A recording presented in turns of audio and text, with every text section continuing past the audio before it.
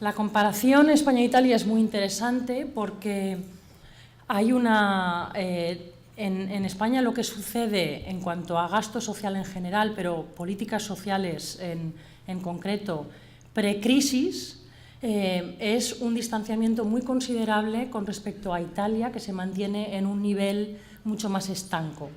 Y no es solo un tema de nivel de gasto, sino que es un tema de innovación legislativa y de nuevas políticas que cubren nuevos riesgos sociales, etcétera, sobre todo desde finales de los años 90 hasta el 2010.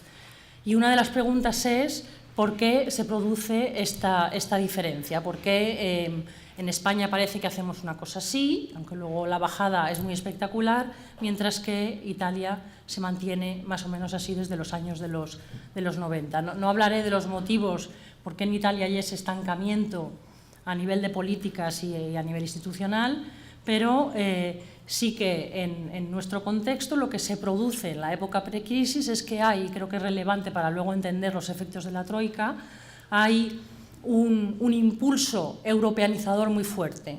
Hay una asociación positiva de ideas entre lo moderno y lo europeo, digamos. Hay un interés tanto por parte de la parte más conservadora política por deshacerse un poco de los elementos más conservadores y prodemocráticos que llevan asociadas algunas políticas sociales que eran claramente discriminatorias, políticas de familia, de servicios sociales, etc. Y también se produce a nivel político una intervención, yo creo que bastante exitosa por parte del movimiento feminista en actores políticos y sociales claves durante un momento importante de la historia de España. Pero, como digo, en el 2011 el espejismo se rompe, en el 2010, pero sobre todo a partir del 2011, y bueno, los castillos que tan felizmente habíamos construido empiezan a convertirse en castillos de arena y se van desintegrando. Y volvemos en muy poco tiempo, en cuestión de 4 o 5 años, a unos niveles, digamos que estamos en la bajada de la curva y nos volvemos a aproximar, a converger con Italia y con otros países del sur de Europa y a alejarnos de la media europea. Creo que es importante decir que en todos los años de la reforma, sobre todo a partir de la crisis, de las reformas que han sido muchas, de un calado importante y con gravísimas consecuencias sociales, no han sido en realidad reformas estructurales. Yo creo que esto es importante tenerlo en cuenta. Han sido reformas con el objetivo cortoplacista de reducción de gasto, pero no ha habido ni políticas de carácter compensatorias, ni políticas, ni reformas que sean de un más largo alcance. Han sido, digamos que las políticas sociales se han convertido en una medida de ahorro fiscal, pura y simplemente. Y eso es lo que ha hecho que la curva haya bajado con tanta rapidez. Lo que está claro es que las reformas desde el 2010 ha sido simplemente una fuerte contracción del gasto para hacer frente a los imperativos de contención del déficit.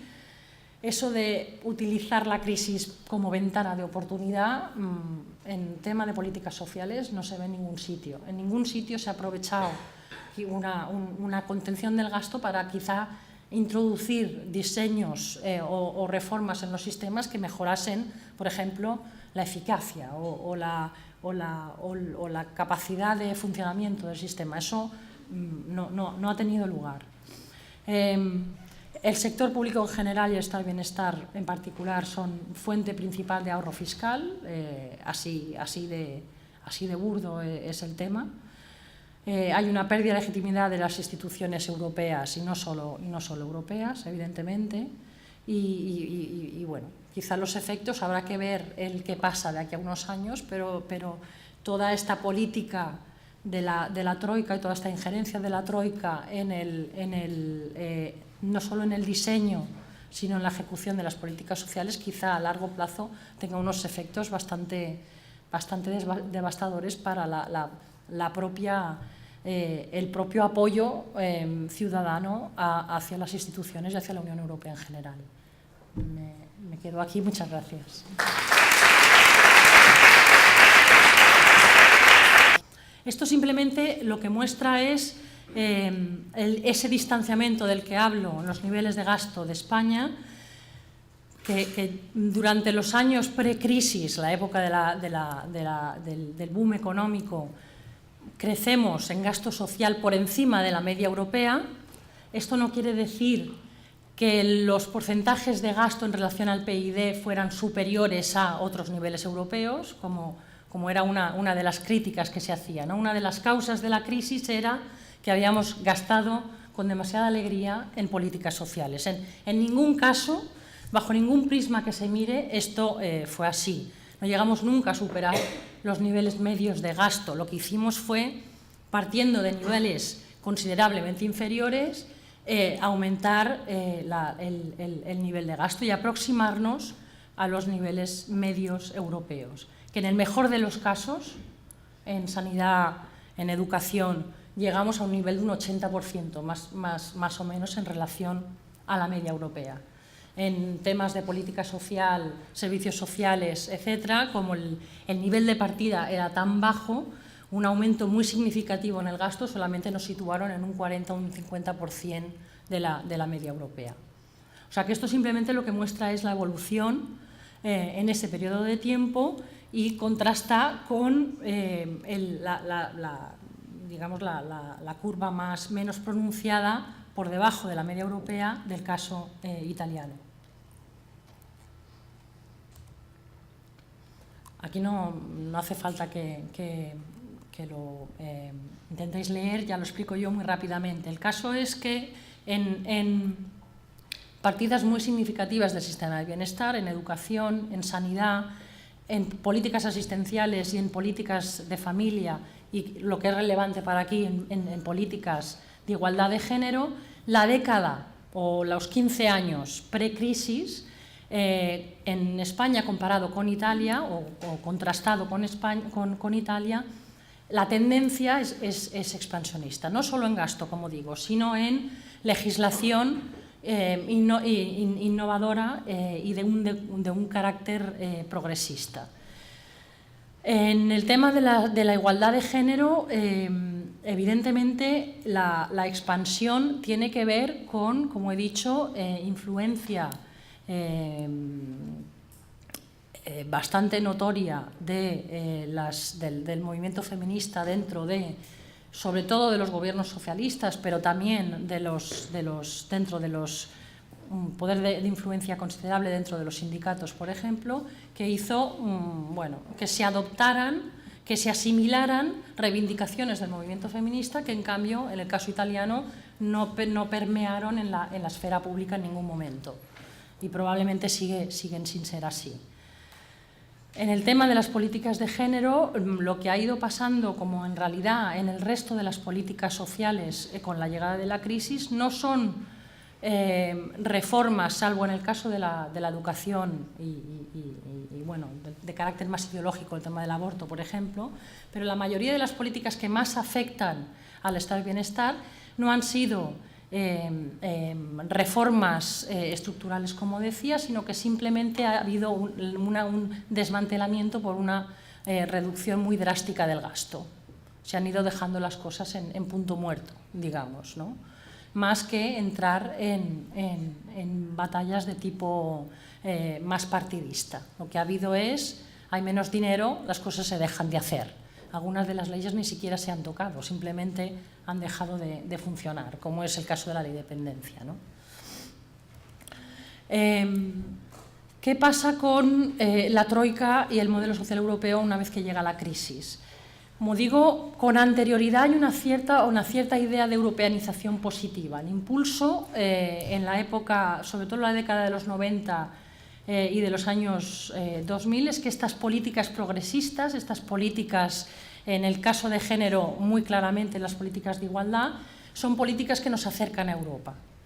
En cuanto a cómo se ejecuta esa reducción del gasto, cómo se ejecuta esa política de austeridad, es verdad que este argumento que ha sido tan tan trillado, ¿no?, del no hay alternativa, en cierto modo, cuando uno lee la secuencia de acontecimientos, piensa, bueno, es verdad, el margen realmente era muy limitado. De pronto, el tema del déficit público se convierte en algo tan inmediato y es una espada de Damocles que pesa tanto sobre el país que no hay un margen para hacer las cosas de otra manera.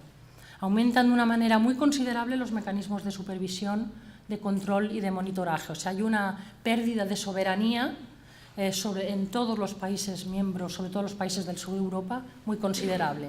Porque de pronto la Comisión Europea pasa de recomendar políticas a decir se tiene que ajustar esto, esto, esto y esto. Tiene que aumentar la edad de jubilación. Tiene usted que reducir el nivel de intervención de las negociaciones colectivas. Tiene usted que, o sea, la precisión de las reformas que tiene el Gobierno español que implementar es muy grande y es desconocida hasta el momento. Nunca había habido ese grado de injerencia y además los dicen casi de una semana para otra. La reforma que usted tiene que acometer es esta. Además, y esto quizás es lo más preocupante de todo, hay un cambio en el protagonismo de los actores muy significativo a nivel europeo en general y esto a nivel estatal también. ¿Cuáles son los actores que de pronto deciden? Son los responsables de finanzas, no son los responsables de los titulares ni de empleo ni de políticas sociales. Son los responsables de finanzas los que dicen cuáles son las políticas sociales que deben de cambiar. Y evidentemente esto, desde el punto de vista de la construcción del modelo social europeo, es muy significativo. ¿Y por qué se alteran también las formas de gobernanza? Porque hay una pérdida de legitimidad democrática muy importante. Las reformas más importantes que se han hecho desde finales del 2010, ya con el Gobierno de Zapatero, hasta hoy, han sido reformas que no han tenido debate parlamentario. Han sido reformas que se han hecho, como las reformas del mercado de trabajo, que se han hecho por la vía de urgencia, porque tenemos más reales decretos en los últimos 10 años que en el resto de la historia de la democracia del país. Esto no quiere decir más que leyes a golpe de mayoría absoluta y eso tiende a ser un problema para la legitimidad democrática en general de cualquier gobierno, ¿no? Así que lo mismo que se sucede a escala europea lo vemos también. Esto lo voy a pasar porque lo único que esto demuestra es que hemos hecho una labor ingente revisando todos estos documentos, una cosa tediosa a más no poder, pero lo que demuestra la revisión de estos documentos, que básicamente es desde el momento en el que la Comisión Europea le dice a España usted tiene un problema de déficit excesivo, está sobrepasando el techo del 3%. ¿Vale? Esto se lo dice más o menos a mediados del 2009. Y el Gobierno de Zapatero le dice, vale, pero déjeme que yo reduzca el déficit poco a poco. No quiero, ¿no?, ese optimismo del señor Zapatero, no quiero destruirlo todo de golpe, lo vamos a hacer poco a poco porque la economía se va y bueno, todo lo que conocemos. La Comisión Europea parece que en un momento, en un principio, le da ese crédito al Gobierno de España y le dice, muy bien, poco a poco, vamos a ir poco a poco. Hasta que el mercado, bueno, ya sabemos lo que pasa, empieza a haber unos problemas estamos al borde de la bancarrota y a raíz del semestre europeo, en mayo del 2010, y yo no me he leído el libro del señor Zapatero, pero parece que esto lo explica bien, hay una carta del presidente del Banco Central Europeo que le dice o usted hace los cambios ya o le retiramos el apoyo. A la semana siguiente ya hay una propuesta de reforma. Y esto en política es algo bastante vertiginoso, ¿no?, donde las cosas generalmente tienen un tempo bastante más cadencioso que esto. Así que él hasta junio había dicho que no haría las reformas y en cambio en mayo ya lo introduce. Introduce un paquete por el que van a reducir, dicen, 15.000 millones de euros. Al mes siguiente la Troika dice, vale, pero esto no es suficiente. Usted recorta salarios, usted recorta el tamaño del gobierno, no es suficiente, necesitamos más. Y le dice, así de claro, reforme las pensiones y reforme el mercado de trabajo. En cuestión de 2 meses, esto fue en junio, en agosto y en septiembre, ya teníamos la reforma de pensiones y ya teníamos la reforma del mercado laboral. De nuevo, son reformas que se introducen sin ningún margen de debate ni social ni política, se hacen y punto. Bueno, ya sabemos, ¿no? Llega el 20 de noviembre, gana con mayoría absoluta el Partido Popular y un poco sigue la historia. Lo que está en rojo y lo que está en azul, la azul es Comisión Europea, el rojo es España.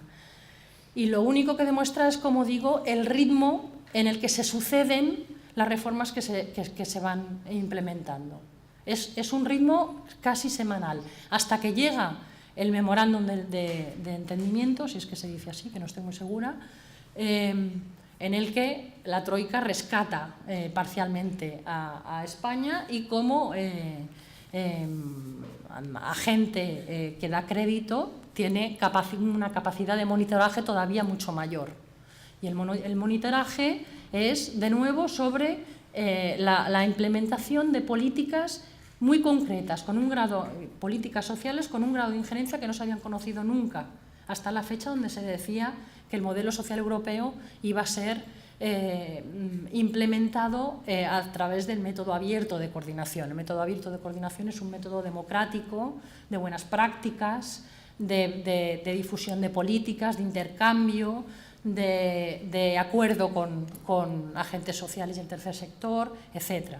Y todo esto es lo opuesto al método abierto de coordinación.